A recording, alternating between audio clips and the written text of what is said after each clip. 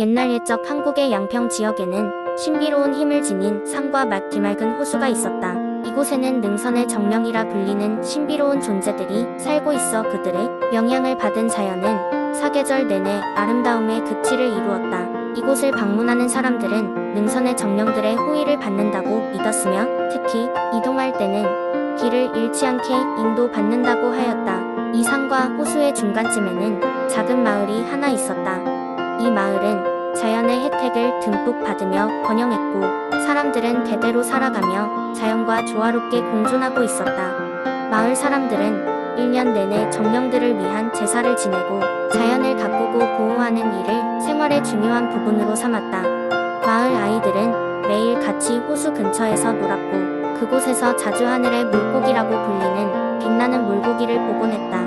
이 물고기는 호수의 주인이라는 전설이 있었고 어른들은 물고기를 잡으려고 시도할 때마다 실패하곤 했다. 아이들은 그저 물고기와 함께 노는 걸로 만족했다. 어느 날 마을에 한 늙은 여행자가 찾아왔다. 여행자는 이곳저곳 돌아다니며 세상의 신비로운 이야기들을 수집하고 있었다. 그는 마을 사람들에게 호수가 가득 찬 이유 그리고 하늘의 물고기에 대한 전설을 듣고 깊은 흥미를 느꼈다. 여행자는 호수에서 며칠 밤을 보낸 후 드디어 능선의 정령들과 만나게 되었다. 정령들은 여행자에게 그 물고기의 비밀을 풀 열쇠를 건네며 평온을 지켜줄 것을 부탁했다. 여행자가 이 마을을 떠나고 난 뒤 마을에는 마법 같은 일이 벌어졌다. 하늘의 물고기는 종종 밤이 되면 호수에서 빛을 내뿜으며 춤추듯 수영하기 시작했다. 사람들은 이 현상을 보며 정령들의 존재를 더욱 믿게 되었고 자연에 대한 경외심을 더욱 키워갔다. 세월이 흘러 그 마을은 사라지고 흐릿한 전설로 남게 되었지만 어느 노인들의 이야기에서는 여전히 그때의 신비로운 이끌림과 자연의 경이로움이 전해지고 있었다. 지금도 양평의 산과 호수를 찾는 이들은 그 전설을 기억하며 지키고 보존하려는 노력을 멈추지 않았다. 그로 인해 양평의 자연은 언제나 푸르고 맑은 모습으로 세대를 이어가고 있었다. 두 번째 이야기. 옛날 옛적 산과 강이 어우러진 한국의 작은 마을 담양에는 아름다운 대나무 숲이 있었습니다. 그 숲은 100마디가 넘는 대나무들로 가득 차 있었고 사람들은 이곳이 신성한 곳이라 믿었습니다. 그 가운데는 오래된 연못이 자리 잡고 있었는데 마을 사람들은 이곳에 용왕님이 살고 계신다고 이야기하였습니다. 담양 마을에는 호기심 많은 소년이 하나 있었습니다.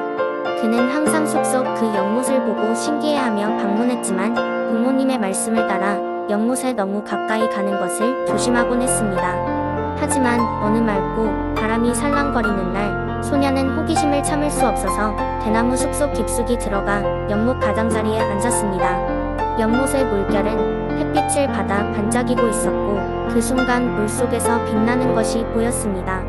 소녀는 그 빛나는 것이 무엇인지 궁금하여 몸을 기울였으나 넘어지지는 않도록 조심했습니다. 그러던 순간 연못 속에서 용왕님이 모습을 드러내셨습니다. 용왕님은 반짝이는 비늘과 긴 수염을 가진 아름다운 모습이었습니다. 소녀는 깜짝 놀라 뒤로 물러섰지만 용왕님은 부드러운 목소리로 그를 안심시켰습니다. 겁내지 말거라. 나는 이 연못을 지키는 용왕이다. 너의 순수한 마음과 호기심이 나를 여기로 부르기 충분하였다. 소녀는 떨리는 목소리로 물었습니다. 용왕님, 왜 저를 부르신 건가요? 용왕님은 미소를 지으며 대답했습니다. 이 연못에는 특별한 비밀이 숨겨져 있단다. 그것은 바로 사람들의 마음속에 있는 영혼의 목소리가 들러오는 것이다. 이 목소리를 듣는 사람은 자신이 가진 진정한 소원을 알고 그것을 이룰 방법을 찾을 수 있지. 소녀는 감탄하며 물었습니다. 저도 그 목소리를 들을 수 있을까요? 용왕님은 고개를 끄덕이며 말했다. 단 조건이 있다. 내가 이 연못을 지키고 푸르게 가꾸는 일을 해야 한다는 것 또한 순수한 마음과 호기심을 유지해야 한다는 것. 이를 이루면 너는 다른 사람들보다 빠르게 너의 길을 찾아갈 수 있을 것이란다. 소녀는 용왕님의 제안을 기쁘게 받아들였고 매일 대나무 숲과 연못을 가꾸며 용왕님을 위해 기도를 드렸습니다. 그렇게 시간이 흐르면서 그는 점점 자신만의 길을 찾아갔고 마을 사람들도 그의 변화를 알아채고는 그를 존경했습니다. 훗날 그는 마을의 지도자가 되어 모두에게 도움을 주며 행복하게 살았으며 연못과 대나무 숲의 전설은 계속해서 담양의 이야기로 전해졌습니다. 소년의 이야기는 사람들에게 순수한 마음과 호기심의 중요성을 일깨워 주었으며 연못과 용왕님은 여전히 담양 사람들의 가슴속에 살아 숨쉬고 있습니다. 세 번째 이야기. 아주 먼 옛날 한국의 남쪽 바다와 인접한 아름다운 지역인 고흥에는 작은 마을이 있었습니다. 이 마을은 푸른 바다와 높은 산이 조화를 이루며 마치 천국의 일부인 듯한 아름다운 경관을 자랑하고 있었습니다.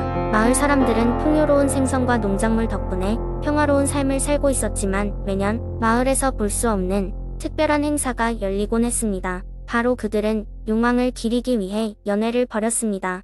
고흥의 바다는 전설 속 용왕이 살고 있다는 이야기가 전해져 내려오고 있었습니다. 고대의 이야기 속에서 용왕은 사람들에게 풍요와 보호를 가져다주는 선량한 존재였습니다. 그래서 매년 봄이 되면 모든 마을 사람들이 용왕을 위한 큰 연회를 열었습니다. 그 연회에서는 가장 아름다운 꽃들로 장식된 배 위에서 아이들이 춤을 추고 어른들은 정성스럽게 만든 음식을 바쳤습니다. 그러던 어느 해의 봄, 마을에 이상한 소문이 돌기 시작했습니다. 바다가 거칠어지고 물고기의 양이 줄어들었다는 것입니다.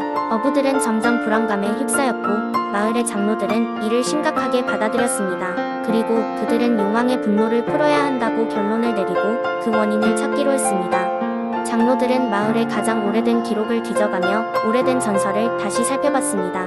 그들은 용왕이 마을에 나타날 때마다 한 여인과 아이가 함께 있는 모습이 그려져 있다는 것을 발견했습니다. 그 여인은 신비로운 능력을 가진 것으로 알려졌고 그녀의 아이는 바다와 소통할 수 있는 능력을 받았다는 전설이 있었습니다. 장로들은 마을에서 가장 나이가 많은 여인 현숙 할머니를 찾아가 전설에 대해 물어보았습니다. 할머니는 이 전설이 단순한 이야기가 아니라 자신들의 오래된 가문의 이야기라고 전했습니다. 그녀는 자신의 어머니로부터 이 이야기를 들었고 이제 자신도 손녀딸 은비에게 이 능력을 물려줘야 할 때가 온 것 같다고 했습니다. 은비는 바다와 대화할 수 있는 능력을 타고난 소녀였습니다. 그녀는 매일 바다를 향해 마음을 열고 바람을 통해 바다의 속삭임을 들을 수 있었습니다. 그녀는 용왕이 미움을 품은 것이 아니라 마을의 변화를 알고 있었을 뿐 다른 것을 원한다는 것을 깨달았습니다. 그녀는 마을 사람들에게 용왕이 원했던 것은 단지 그들의 정성과 진심임을 전했습니다. 마을 사람들은 은비의 메시지를 받아들였고 이번에는 마음을 다해 연회를 준비하기로 했습니다. 그리고 봄이 왔을 때 그들의 진정한 마음과 바람에 감동한 용왕은 그들과 함께 춤을 추었고 바다는 평화롭게 돌아왔습니다. 그 후로 고흥의 사람들은 매년 봄마다 은비의 지혜와 용왕의 가호를 기리며 축제를 이어갔으며 고흥은 여전히 그 전설 속의 아름다움을 간직하며 사람들에게 평화와 풍요를 주었습니다. 네 번째 이야기. 옛날 옛적 산이 감싼 평온한 마을 의성에는 신비한 호수가 자리잡고 있었다.